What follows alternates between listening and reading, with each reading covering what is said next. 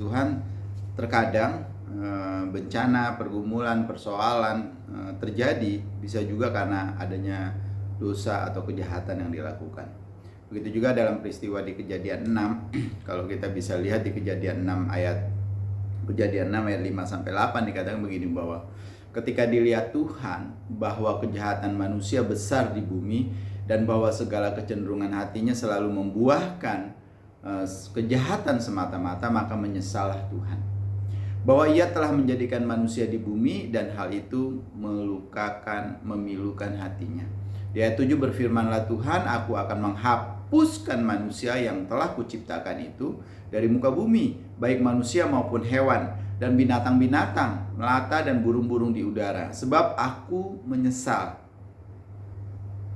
bahwa aku telah menjadikan mereka. Tapi Nuh mendapat kasih karunia di mata Tuhan. Bapak Ibu Saudara yang dikasihi Tuhan, kejahatan besar yang dikatakan di sini di Kejadian 6 ayat 5 ini adalah ketika Tuhan melihat bahwa kejahatan manusia itu besar di bumi dan bahwa segala kecenderungan hatinya jahat. Jadi kejahatan yang besar itu dimulai dari kecenderungan hati akan kejahatan, berbuat jahat.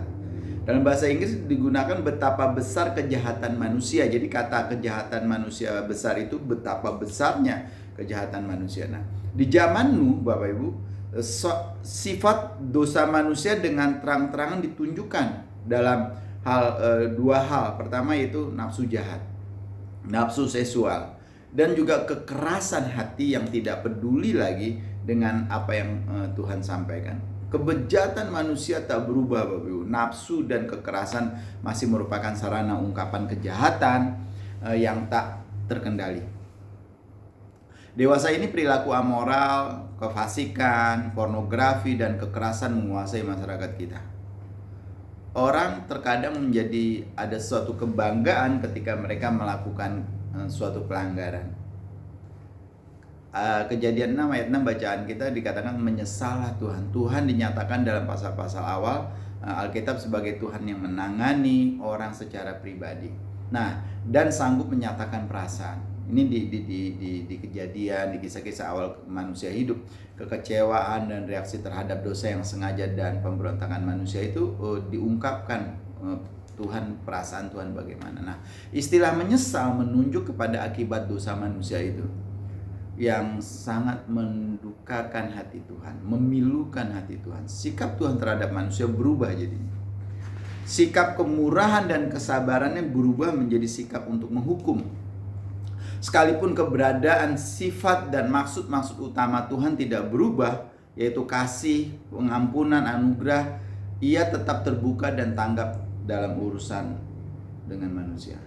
Jadi Bapak Ibu Saudara yang dikasihi Tuhan, yang dapat mengubah perasaan, sikap, tindakan, dan pikiran yang sesuai dengan tanggapan dan tingkah laku kita ke hadapan Tuhan. Bukankah di 1 Yohanes 1 ayat 9 dikatakan kalau kita datang kepada Tuhan, mengakui segala dosa kita, Tuhan itu setia dan adil, maka Dia akan mengampuni kita. Nah, oleh karena itu Bapak Ibu Saudara yang dikasihi Tuhan, solusi yang diberikan kepada kita agar bisa mengubah caranya itu akan membinasakan manusia, kata Tuhan. Tuhan punya solusi atas kejahatan manusia yang besar di dalam Kejadian 6 ini, yaitu menghanguskan semua manusia, menghancurkan mahkota ciptaannya sendiri. Kehancuran ini tidak hanya berdampak pada manusia tapi juga hewan. Semua makhluk bergantung pada manusia untuk kepunahan dan keberadaan mereka. Oleh karena itu Bapak Ibu Saudara yang dikasihi, jika manusia memiliki spiritual yang merusak dan perilaku yang dihasilkannya, maka kehancuran mencakup semua keciptaan. Mungkin kondisi saat ini yang melanda dunia, pandemi COVID-19 ini, bisa juga akibat dari rusaknya spiritualitas kemanusiaan, di mana kebejatan manusia semakin merajalela. Jika manusia memilih kebenaran spiritual dan keselamatan yang disediakan Tuhan, maka roh penyelamat itu akan memerintah dan mencakup di dalam semua aspek kehidupan umat manusia. Makanya Bapak Ibu Saudara yang dikasihi Tuhan, bagaimana caranya kita harus hidup di hadapan Tuhan? Ya, sekali lagi, mari kita datang kepada Tuhan. Datanglah dengan perasaan menyesal, datanglah dengan mengakui kesalahan dan dosa kita. Seperti peristiwa wanita yang kedapatan berzina ditangkap oleh ahli-ahli Taurat yang diserahkan kepada Tuhan Yesus, dan mereka membandingkan menurut hukum Musa. Tapi Tuhan Yesus bilang kalau ada orang yang nggak berdosa silakan hukum. Tapi yang menarik dari ayat 10, Tuhan Yesus berkata bahwa tidak adakah orang yang menghukum kau. Tuhan Yesus bertanya kepada wanita ini, tapi mereka bilang tidak ada Tuhan, aku pun tidak akan menghukum kau. Pergilah, bertobatlah, dan jangan berbuat dosa lagi.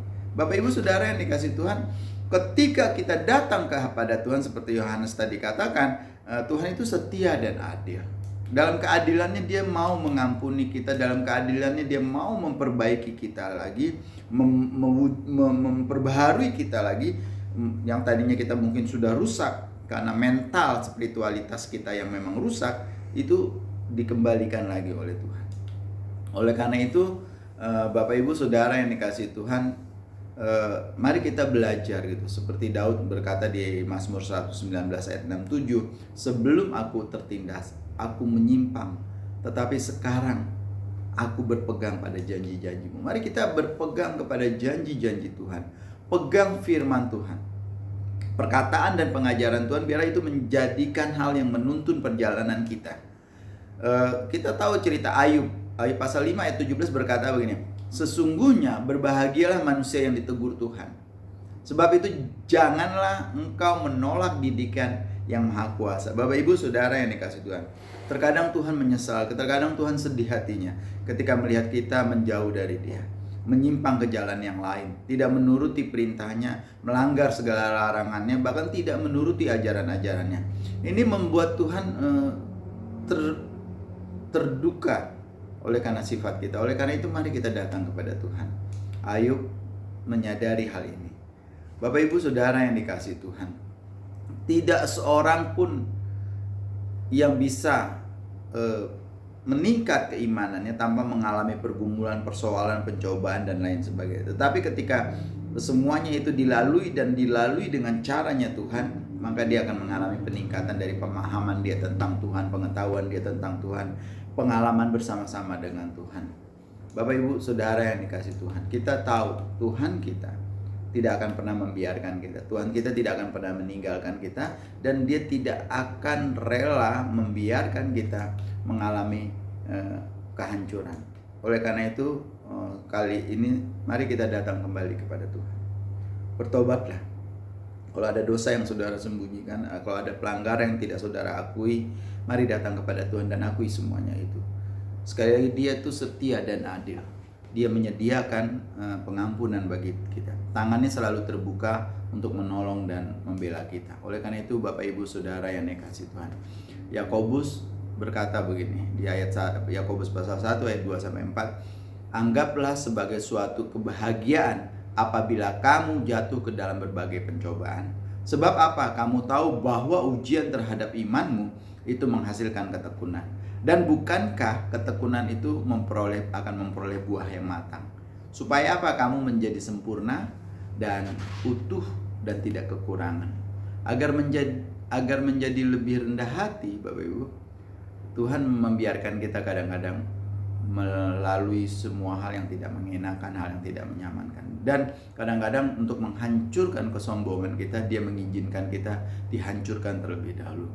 Untuk menguji iman kita, Dia membiarkan kadang-kadang kita seperti dibakar. Bapak Ibu Saudara yang dikasihi Tuhan, Tuhan begitu mengasihi kita, Tuhan begitu menyayangi kita. Tuhan tidak rela membiarkan melihat kita hancur berantakan tanpa ada harapan untuk menjadi baik. Oleh karena itu, sadarilah siapa dirimu dan sadarilah siapa Tuhan yang kita percaya.